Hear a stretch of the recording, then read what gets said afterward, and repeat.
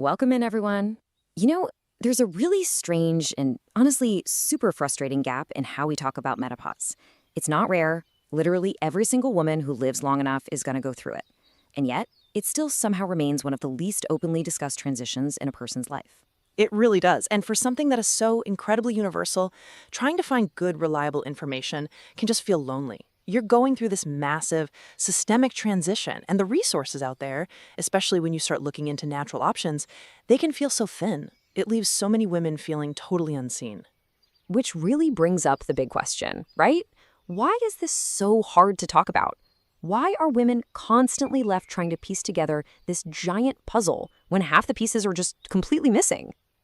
If you're feeling frustrated right now about the lack of open discussion and solid, clear guidance, I just want to say that is so valid. It really shouldn't be this difficult to find honest answers about your own body. Okay, let's dive into this. Because while modern medicine has admittedly lagged in this conversation, women historically absolutely have not. For centuries, across completely different cultures all over the globe, women have been treating hot flashes, mood shifts, those wild hormonal changes with specific plants.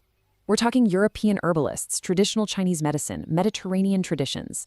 They were all figuring out botanical ways to support this transition way before the very first clinical trial was ever designed.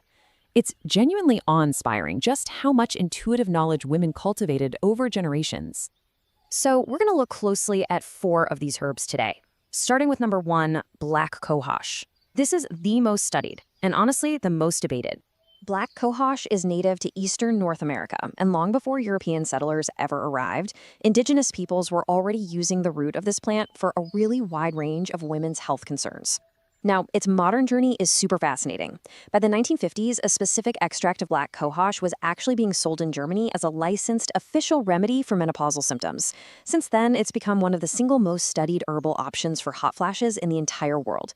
But here is where it gets a little complicated. Modern research on it is incredibly noisy. Wait, so does it actually work or not? Because if it was a licensed remedy way back in the 50s, but the modern results are all over the place, it sounds like the data's just totally contradicting itself. What's the actual story here? See, that's exactly the question we all want the answer to. And the honest truth is, it depends on the specific extract and the individual woman. Some randomized controlled trials, including this major analysis that looked at 7 different studies, found really meaningful improvements over a placebo after about 3 to 6 months of use. But then, other reviews look at the data and say, well, the benefits just aren't consistent. The catch here is that most of the positive research centers on one highly standardized preparation, not just, any random black cohosh supplement you grab off the grocery store shelf. So that uncertainty isn't necessarily a failure of the plant itself. It's more of an interesting quirk of how commercial products are made and tested today. Okay, that makes a lot of sense. And hey, before we move on to the next one, we really want to give a warm heads up on safety here. There have been rare but very serious cases of liver damage reported in people using commercial black cohosh products. We don't know for absolute sure if the plant itself caused it, but if you have any liver conditions, definitely have a chat with your doctor first. Also, because the safety profile isn't 100% established there, it's generally not recommended if you have a history of hormone-sensitive conditions, like breast cancer. We just want to make sure you have the full picture. Exactly. Taking care of your specific body always comes first. Let's move on to number 2, red clover, the phytoestrogen option. Now, red clover has a long, deep history as a folk remedy across Europe for women's health, but it entered the modern clinical spotlight because it is absolutely packed with isoflones. These are plant compounds called phytoestrogens that can actually weakly mimic estrogen in the human body. Hold on, I'm looking at the notes on the research here.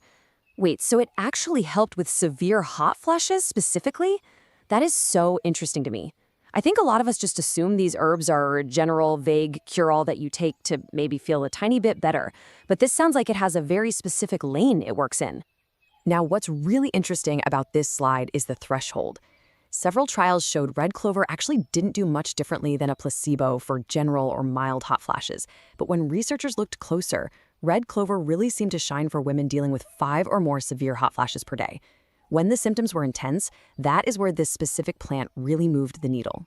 And it doesn't stop there. Systematic reviews found that red clover meaningfully improved vaginal dryness and the tissue changes associated with menopause. Interestingly, though, it didn't do much for mood or sleep or sexual symptoms. It's very targeted to certain physical symptoms. That targeting is so fascinating. But just a quick reminder for everyone, since red clover works through those estrogen-mimicking compounds, it carries that exact same caution we talked about with black cohosh. If you have an estrogen-sensitive health condition, this is absolutely a conversation to have with your doctor first. Just because it's a plant doesn't mean it operates outside your body's normal hormonal rules. Perfectly said. All right, number 3, sage, the quiet traditional remedy. This is one you might actually have sitting in your kitchen right now. Sage has been this steady, reliable remedy in Mediterranean and European herbal traditions for absolute centuries. I absolutely love this definition. Cooling herbs. It's a traditional historical term for plants used to calm hot conditions in the body.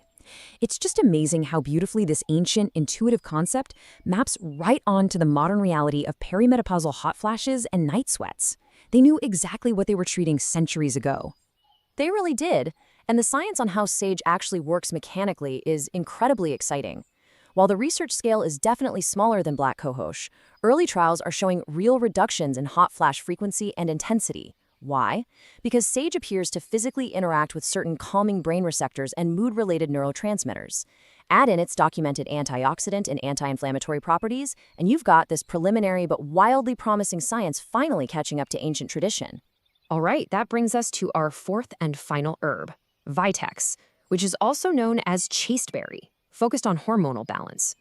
Now, this one is really unique because its strongest, most established evidence base is actually for PMS and hormonal cycle symptoms rather than menopause itself. But it is increasingly being used for perimenopause management, which is that rocky transitional window leading right up to menopause. Let's move to and see how this builds across history because Vitex has a wild timeline. It was referenced way back by ancient Greek physicians. For centuries in the past, it was actually believed to suppress libido, which, by the way, is where the name chasteberry comes from. Fast forward to recent decades, and modern researchers started heavily studying it for PMS. And today, we're seeing it used effectively to manage those really unpredictable perimenopause symptoms. The reason it's so effective for perimenopause comes down to its mechanism. Unlike red clover, which we know acts as a phytoestrogen, Vitex actually influences pituitary hormone signaling, so it works through a completely different pathway, which makes it such an incredible option for women who are specifically trying to avoid estrogen-mimicking compounds. If you want hormonal support during perimenopause, specifically for mood and vasomotor symptoms, but you want a non-estrogenic route, Vitex is offering an entirely different biological approach. That's spot on. It's all about having options that fit your specific biology. Moving on to section 5, honest takeaways and safety with heart. We really want to give you a summary of what we've learned today, just friend to friend. And as a friend, I have to ask the big question that's still kind of lingering here. Why hasn't science given us a clean yes or no on these herbs yet? Why is the evidence still so incredibly inconclusive in places? It's the best question you can ask. And the reality of the research isn't proof that these plants don't work. It's just a reflection of reality. Menopause symptoms vary enormously between individuals. Your hot flashes might not respond to what magically cures someone else's. Add to that, the extract quality varies wildly between different commercial products. Dosing is totally inconsistent all over the place. And honestly, most clinical trials are still frustratingly small. Research is just playing catch-up to centuries of women's lived experiences. That variance is exactly why you have to be your own best advocate. And because we genuinely care about your health, please remember that just because something is natural doesn't mean it won't interact with your medications. Herbal supplements can interact with things like blood thinners, and as we've said, they absolutely affect your highly individualized hormonal health. So think of this not as fine print on a medicine bottle, but as a caring heads up from us to you. Treat this as a real conversation to have with your healthcare provider. So the crucial point is this. The honest answer to does this work is it depends on the herb, the extract, the dose, and the person. And you know what? The lack of a single miracle pill isn't bad news. It just means your body is perfectly unique and finding the right support is a personalized journey, not a one-size-fits-all prescription. Don't ever be afraid to trust your own body. Track your specific symptoms and partner with a doctor to find the exact extract and dose that works for you. With centuries of tradition and emerging science right in our hands, what will you discover about your own body's needs in this next chapter?